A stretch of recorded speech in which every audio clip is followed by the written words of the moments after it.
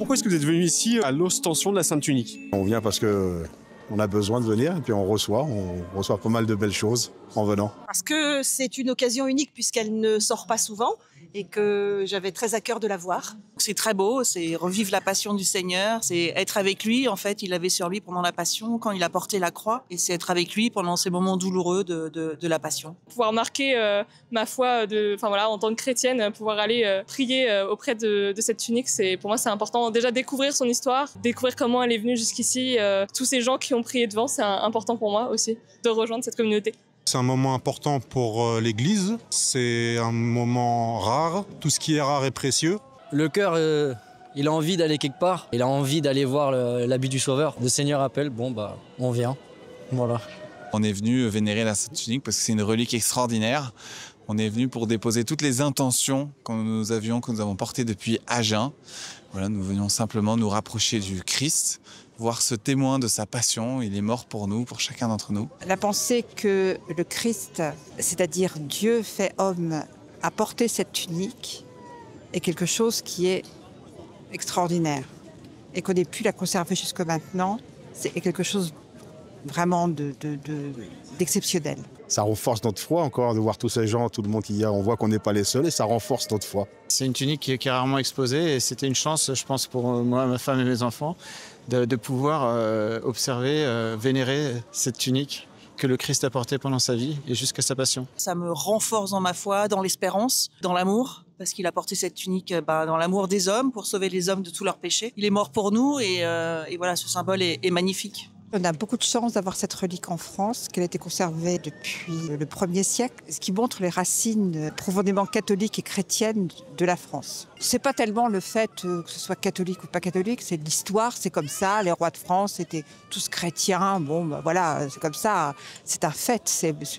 Je crois qu'on ne peut pas trop discuter là-dessus. Les dates d'ostension de la Sainte Tunique sont décidées par l'évêque de Pontoise, qui est le gardien de la Sainte Tunique, et c'est lui qui décide des occasions auxquelles on pratique une ostension. Là, cette année, par exemple, c'est parce que c'est une année jubilaire. Vous croyez au fait que ce soit la tunique du Christ? Oui, je pense, mais même si ce n'était pas le cas, je pense que c'est le symbole le plus important. Il y a eu des études scientifiques qui ont été faites qui prouvent notamment que le sang présent sur cette tunique correspond aux traces d'une flagellation et que le sang qui est dessus est du même groupe sanguin, AB, très rare, que celui qui est sur le Saint-Sphère de Turin. Et déjà, avant l'an 800, cette relique était vénérée en Orient comme étant la tunique du Christ. Donc, être certain, finalement, c'est une question de foi, mais il y a beaucoup d'éléments qui nous amènent à penser que c'est vraiment la tunique du Christ. On a toute une équipe de bénévoles qui est au long du parcours, à la fois pour les accompagner, leur expliquer, les faire avancer, enfin voilà.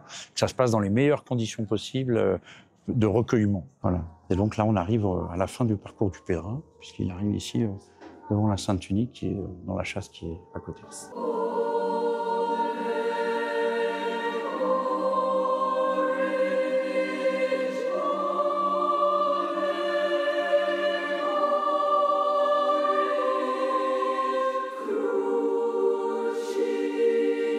Comme les chevaliers, nous avons la mission essentielle d'aider les chrétiens de Terre Sainte. Comme on est du Saint-Sépulcre, on est aussi gardien de certaines reliques, surtout celle de la Sainte Couronne à Notre-Dame. Et ici, on vient aider Père Cario, recteur de la basilique, pour l'ostension de la Sainte Tunique. Quand on remplit une fonction telle que la garde de la Sainte Tunique, nous sommes en tenue. Le manteau est de couleur blanche pour les chevaliers, alors qu'il est noir pour les dames. C'est un vêtement de cœur, le manteau.